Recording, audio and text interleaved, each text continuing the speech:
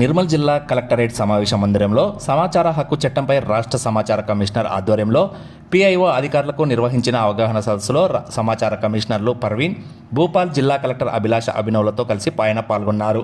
ఈ సందర్భంగా రాష్ట్ర ప్రధాన సమాచార కమిషనర్ మాట్లాడుతూ సమాచార హక్కు చట్టం పౌరులకు పారదర్శకత, బాధ్యతాయుత పరిపాలన అందించడంలో కీలకమైన సాధనమని తెలిపారు. ఆర్టీఐ దరఖాస్తులు, ఫిర్యాదులు తక్కువ అందిన జిల్లాల్లో నిర్మల్ ఒకటే అని అన్నారు. పిఐఓ అధికారులు ప్రజలకు సమయానికి పూర్తి సమాచారాన్ని అందించాలని సూచించారు. ఆర్టీఐ దరఖాస్తుల పరిష్కారం ఆలస్యం కాకుండా చట్టంలో ఉన్న సమయ పరిమితి లోపల సమాధానం ఇవ్వాలని ఆదేశించారు. సమాచారాన్ని దాచిపెట్టడం, తప్పుడు సమాచారం ఇవ్వడం వంటి చర్యలు చట్టవిరుద్ధమని హెచ్చరించారు. ఆర్టీఐ చట్టాన్ని సక్రమంగా అమలు చేస్తే అవినీతి తగ్గిపోతుందని, ప్రజల్లో ప్రభుత్వంపై నమ్మకం పెరుగుతుందని అన్నారు. ప్రభుత్వ శాఖలు పారదర్శకత, జవాబుదారీతనంతో పనిచేయాలని సూచించారు. జిల్లా కలెక్టర్ మాట్లాడుతూ సమాచార హక్కు చట్టంపై ప్రతి ఒక్క అధికారి అవగాహన పెంచుకోవాలన్నారు. నిర్మల్ జిల్లాలో ఆర్టీఐ అప్పీల్ కేసులను కలెక్టరేట్లో కమిషన్ ప్రత్యేకంగా పరిష్కారానికి చర్యలు చేపట్టిందన్నారు. జిల్లాలోని అన్ని పిఐఓ అధికారులు చట్టపరమైన నిబంధనలను పూర్తిగా అనుసరించాలని పేర్కొన్నారు. రాష్ట్ర సమాచార కమిషన్ కమిషనర్లు పర్వీన్, భూపాల్ మాట్లాడుతూ ఆర్టీఐ చట్టం సక్రమంగా అమలు చేయాల్సిన బాధ్యత పిఐఓ, ఏపీఐఓలదే అని అన్నారు.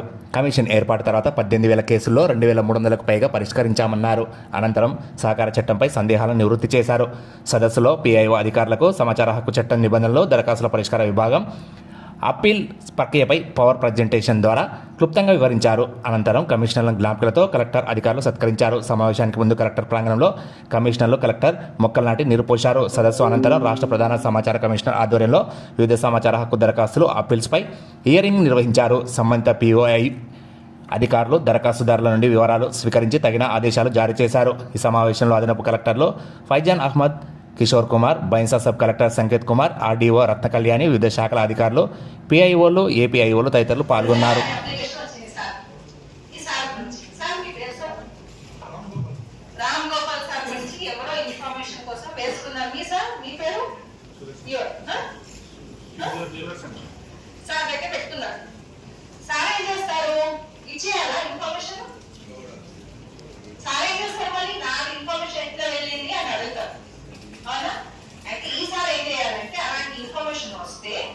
First of all, 5 days లో, within 5 days లో you will write a letter to this person. ఎవరి గురించి అయితే అడిగారు ఆయన రాయాలి. రాసి ఎవరు అడిగారు? సార్ మన దగ్గర అప్లికేషన్ వచ్చింది, we want to give the information, we need your consent, please reply us within 10 days అని చెప్తారు. ఆ 10 days మీ 5 days రాయగలిగితే అవగాహన కార్యక్రమం కూడా పెడితే బాగుంటుంది అనే ఉద్దేశంతో నిర్మల్కి రావడం జరిగింది. So in the end of objectives, tomorrow onwards we can start afresh. అలాగే అవగాహన కొత్త జిల్లాలో కనిపించడం అనేది ఉద్దేశంగా రావడం జరిగింది.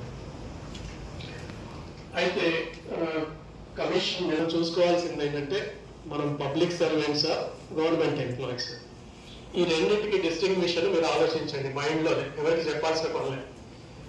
Are you public servant or government employee?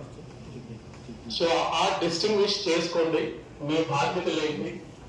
Start అయినటువంటిది 3 సంవత్సరాలు 4 సంవత్సరాల బ్యాక్లాగ్ అంతా జీరో చేయగలిగితే కేసెస్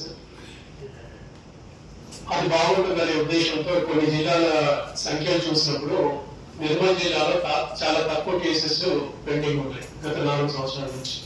అంటే ఏంటి తక్కువ కేసెస్ పెండింగ్ ఉన్నాయంటే పిఐఓస్ మంచి రెస్పాన్స్ ఇస్తున్నారు అనేది లెక్క. కరెక్ట్ కదా?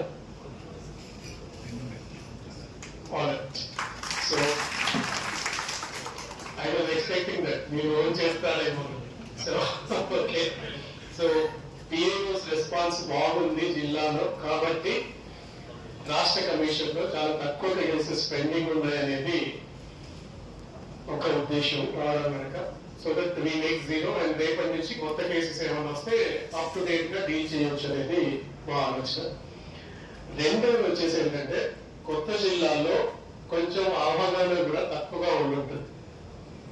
ఎందుకంటే district head quarter centric awareness programmes కానీ అలాంటివి గతంలో జరిగింది. మరి కొత్త జిల్లా ఫార్మేషన్ అయిన నుంచి కూడా మనకు డెఫినెట్ గా ఈ సబ్జెక్ట్ మీద ఫోకస్ లేదు.